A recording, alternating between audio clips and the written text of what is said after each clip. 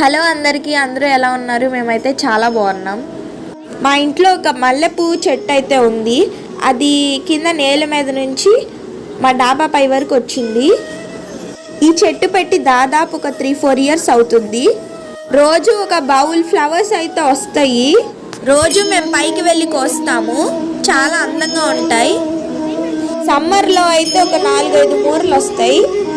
ఇది rainy season కదా, అందుకే కొంచెం తక్కువ వస్తున్నాయి. రోజు రాత్రి నిద్రపోయేటప్పుడు తలలో పెట్టుకొని పడుకుంటే చాలా మంచి ఫ్రాగ్రెన్స్ వస్తుంది.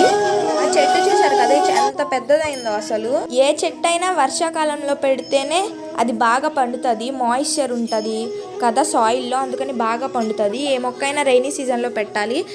If you like this video, please like, share and subscribe and click the bell icon to get notifications of every update of our videos. Thank you.